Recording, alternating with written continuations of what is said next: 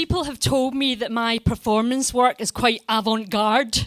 And even though I didn't have any context to put it in, I took it as a total compliment. So when I saw this workshop being advertised that began at 11 o'clock at night and finished at dawn, a workshop that through the power of exercise, we would push our bodies to its limit and in order to open creative doors, I thought, that's quite avant-garde. And I'm avant-garde, so I'm going to sign up, which I did. And I had to take 3 interesting props. So 5 minutes before I leave for the workshop, I run around and I grab, you know, the 80s headphones with the padded bit and the 2 black padded ears and the black wire? Took that, a bread knife and a roll of toilet paper. And I headed to the theatre, and I stood outside this disused theatre in the East End of London where the workshop was taking place, and I was totally fired up. And I was charged because I was just looking forward to really sharing this time with these creative people. And I go in, and it's full of all these really fit participants. And the girls have got little dancers' bodies with no bras on and little pert boobs. And the boys have got tie pants on with buns, some of them at the top of their head, and some of them have got buns at the back. Whereas I've got a bra and a tight pair of tracky pants on, and I'm like, look, don't worry, this is a creative space. There will be no judgment in here. So I make eye contact to smile at a few people, and nobody smiles back. And I think, they're getting into the zone. So I get into the zone as well, which means from that point onward, I don't smile anymore.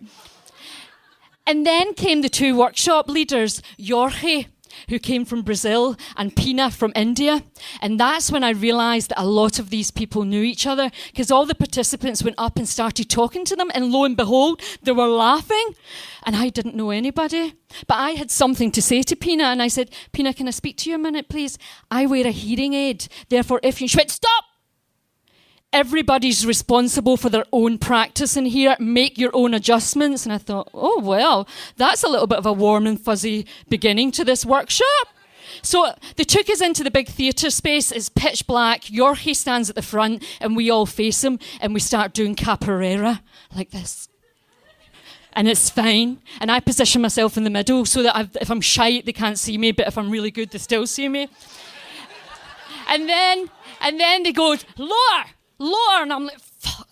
And he go lower, and I thought, I can't do this anymore. So I work my way up to the back and hide. And then they say, okay, I want you to go down on the ground, everybody, and I want you to roll in the fetal position.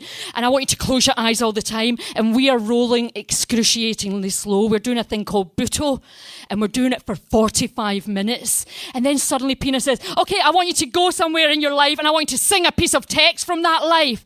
And I go in and I shut my eyes, and I'm in pain with my stomach, and I go, close your legs, close your legs. And I thought, that's quite good, actually. So we keep rolling around, and my stomach's getting sorer, and my legs are shaking, and my arms are shaking, and they keep rolling, and my eyes are shut. And then Yorkie says, okay, I want you to find another place in your life, and I want you to sing a text from that. And I close my eyes, and I go into my creative corners and my subconscious, and it comes. Give me something to hang on to. I thought, that is quite avant-garde, actually. So we keep rolling around, and I'm exhausted, and I'm knackered. And then Yorkie says, okay, I want you to go and find a place in the theatre where you're going to make your installation. And I thought, oh, that's what the props are for. So I go and I find my own little shelf between the stairway to make my creative installation. And I'm blocked. I can't think what to do. My creative doors are not opening. And to make it worse, I can hear people firing forward. They're screaming, they're playing guitars, they're shouting. And I just start doing things randomly, and nothing feels right. And then I can hear Yorkie and Pina getting closer to me. They're giving people feedback, and they're getting closer until they're right in front of me like this. And I had to make decisions what to do. So I look at them in the eye, and I start to wind the headphone wire very tightly across my face to my skin's bulging. And then I stand sideways, and I get the bread knife and the toilet roll. And I'm feeling pretty vulnerable at this point. And I start sawing the toilet roll. And very poetically, the paper falls. And then I begin.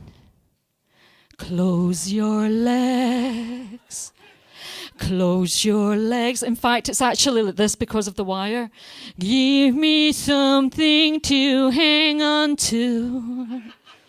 Close your legs, close your legs. Give me something to hang on to. And I don't feel very avant-garde at that moment. And they look at me like, you stupid cunt. And I feel pretty much like a stupid cunt, so they're pretty spot on. And I continue sawing and singing, and they walk away and they never come back. And anyway, at the end, they sit us round, and it's dawn, and they sit us round in a circle, and Pina thanks us all for participating, and me and one other person clap our hands and shout, excuse me, I don't need your approval, I don't need your applause. And I thought, you know what? I'm too avant-garde for this crowd.